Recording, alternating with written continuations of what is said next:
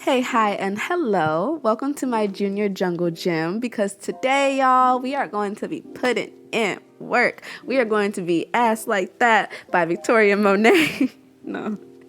No, we're just going to be discussing effort or the illusion of effort. A disclaimer for this episode, and I'm actually really proud that I haven't needed many disclaimers so far, but any quote unquote wrongs that I mentioned do not include serious crimes or intentional hate. We're not talking murder and racism, okay? I mean actual faults in judgment resulting in very human mistakes, like blowing off a call because you're lazy, you know? So now that we have that covered, let's get into it. I mentioned a few episodes ago that it's sad when people give up, when they don't believe in themselves enough to actively strive and fight for change that they want and that they need. I believe everything is on a spectrum though, and to level out this phenomenon, we have to determine both extremes, giving up and overcompensating. I know many of us can think back to a time where we missed a call that we really didn't want to take, so we call back, but we hang up really fast so that it says we call back. Yeah, that's insincere effort. Like, yeah, you still made the call, and if they had answered, you'd just be fucked. But it's the knowledge that you don't really want to do this. You don't want to be asked to do another thing or hear another story, not from this person. But if you say that, it's assumed that they get angry or you'd be considered rude. Sort of similar to the current rampant, quote-unquote, cancel culture that we're living in that goes kind of hand in hand with performance activism. A lot of things are changing nowadays, and what's considered tolerable is quickly being sorted through, leading to the trying task of taking accountability. Burning people at the stake for their past mistakes, but turning a blind eye to their idol. The long Facebook paragraphs detailing social wrongdoings, but the author doesn't vote or volunteer. I'm not saying that you have to do either of those things, but truthfully, if the government is situated in a way that makes it difficult for any change to be made, you're not doing your minimal effort when you don't contribute. It's a tug of war situation, and if we have too many people pretending to pull, ultimately we all lose. This is where integrity comes into play. Can you stand by your beliefs and morals, or is it all just a show to seem like the good person you want to be? Trust me, I understand that we're all human and we all have our moments, but what makes a certain case an exception? Does being a human mean that we're just pretending, acting, performing for everybody else? Or knowing that we hold certain sentiments that aren't always socially appropriate? And if we all have these sentiments, why aren't they more normalized and tolerated? Why do we have them in the first place?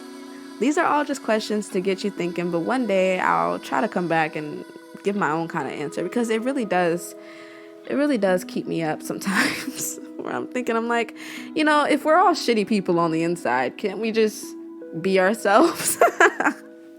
Not saying that we're all shitty, I'm being dramatic.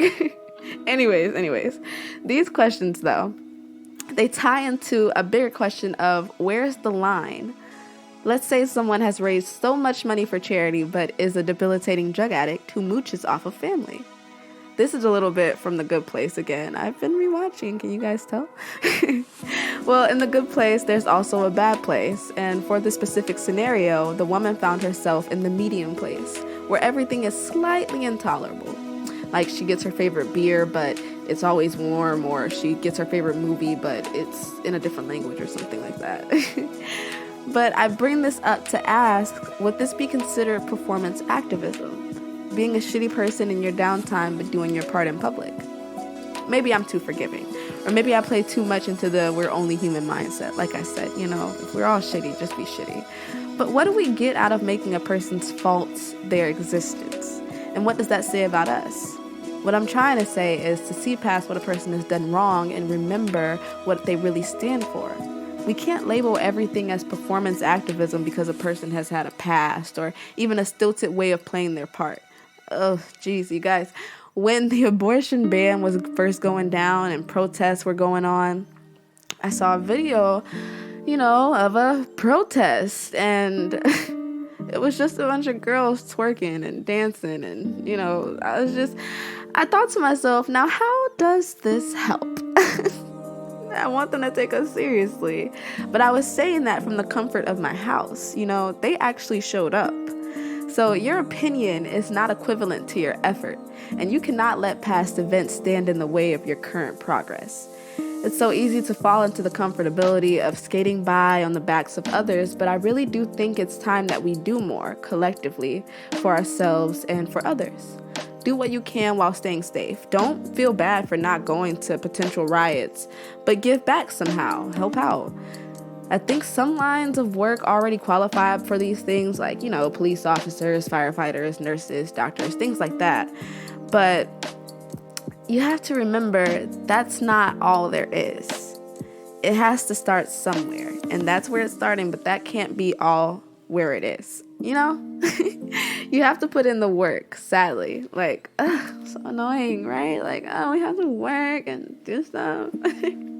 Some people are probably thinking, like, right now, Lovely, what do you do? My line of work, for one, because I work in a health clinic with a bunch of like older patients and like STD patients and stuff like that. But also, like I said, you have to start somewhere, and I really have to fix myself, you guys. And maybe you guys too. And if you have to start from the same place, it still matters. It's taking one more asshole off the streets and replacing it with an actual contributing member of society. But, start somewhere.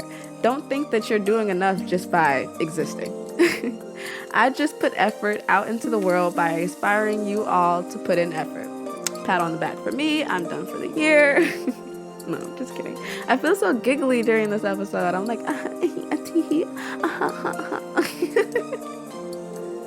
But that's where I'm going to leave this one.